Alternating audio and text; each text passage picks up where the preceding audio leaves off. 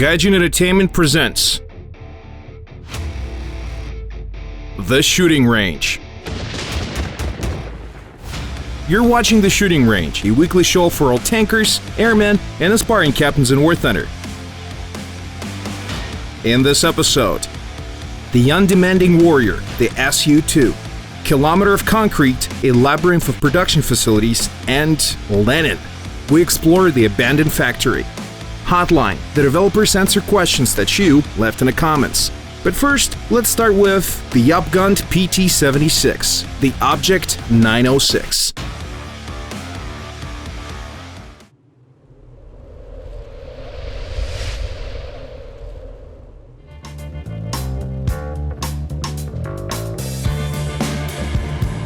Several years after the PT-76 amphibious tank was deployed, it became clear that the USSR needed a new amphibious vehicle to help the motherland hold its ground. Well, we mean water.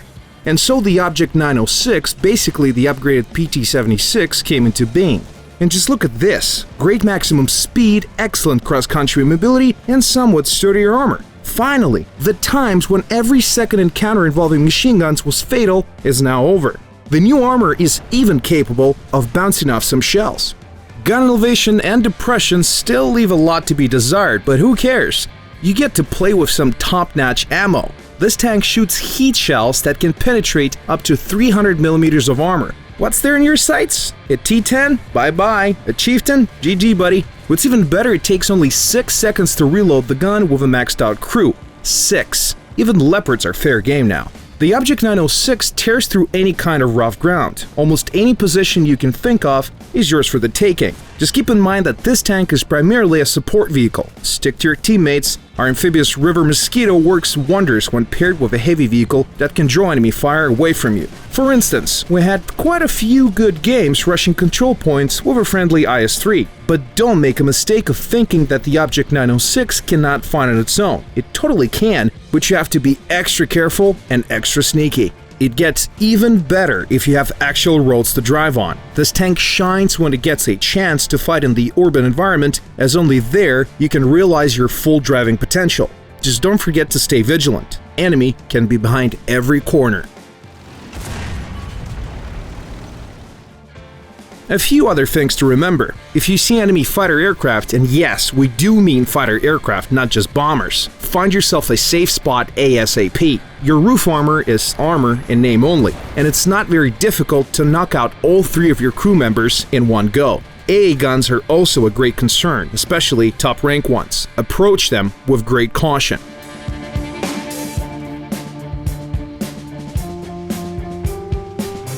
We've told you the stories of many famous planes. This time, we'll be talking about one of the most underrated aircraft in the Soviet arsenal.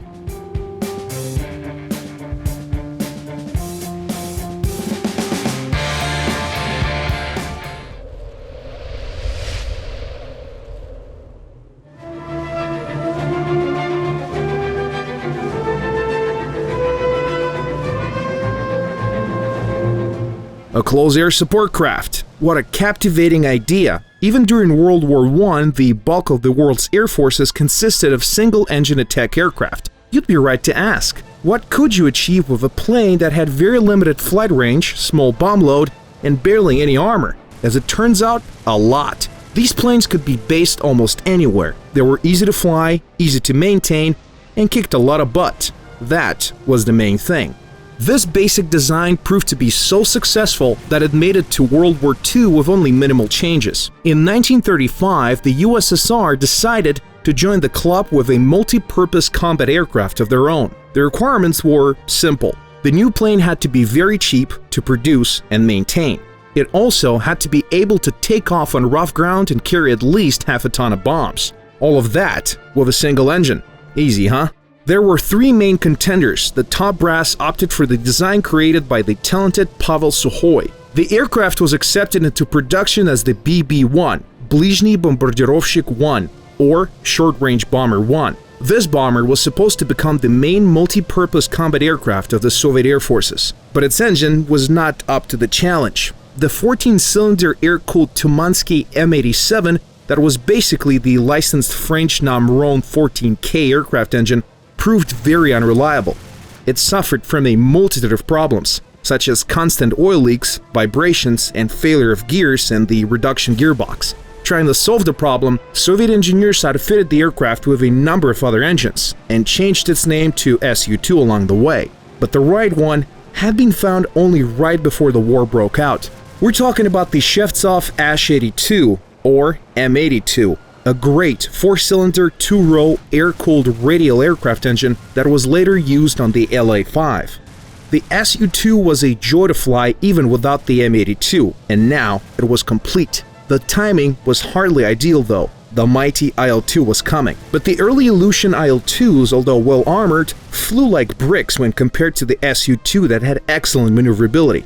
Sukhoi plane also had a rear machine gun turret and, more importantly, a heated cockpit. Not a thing to sniff at amidst winter chill. During the darkest days of the Battle of Moscow, when the tanks of Wehrmacht were almost at the gates of the Soviet capital, it were these bombers that broke the back of the German offensive.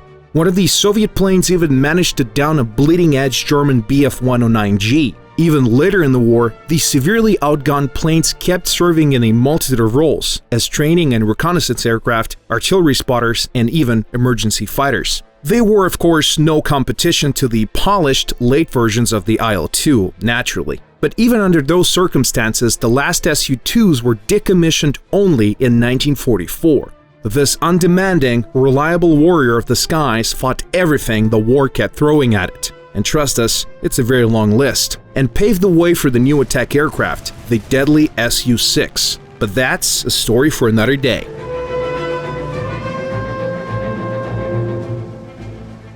Now let's get down to the ground once again. There is another new map to discuss, the abandoned factory.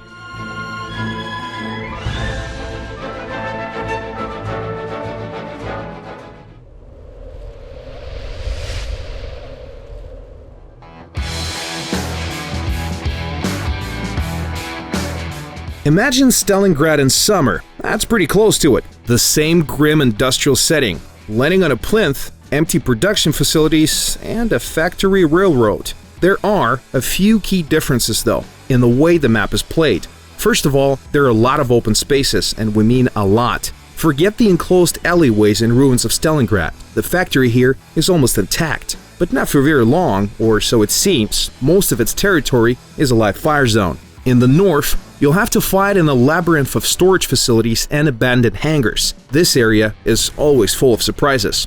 Sometimes you'll stumble into an enemy vehicle that's only a few meters away. Sometimes you catch a glimpse of enemy armor from a mile away. Anyway, it's always pays to be extra careful and attentive. Knowledge is power. Bonus points if you're driving a vehicle with a low profile. Get behind a hangar wall and you're practically invisible. Neat, right? The center part of the map is the traditional bloodbath area. It's worth mentioning that this zone favors the team that is coming from the west. While the Easterners have to cling to the walls of the buildings and search for cover, their opponents have quite a few good options right in front of them. The South is kind of an ultimate arena for the hardened veterans. Once again, you have to engage the enemy in an area that is basically a one big kill zone. What's interesting is that this time it's almost impossible to outflank the other team. You have to rely on your fighting skills alone. Get ready for some split-second reaction shots, crazy angling, and constant maneuvering.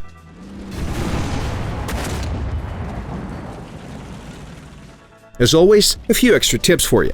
While on a move, hide behind concrete fences. Yeah, some part of your vehicle is still likely to be sticking out, but that's better than nothing and allows for some cheap stealth. The map is just huge. It takes a lot of time to cross it north to south, for instance. If you lost a control point on the other side of the factory, don't rush there. It's usually better to find yourself a good position somewhere in the middle and then ambush the attackers on their way to the next point. Finally, it's time for the traditional last part of our show, Hotline, developers answering questions from the comments.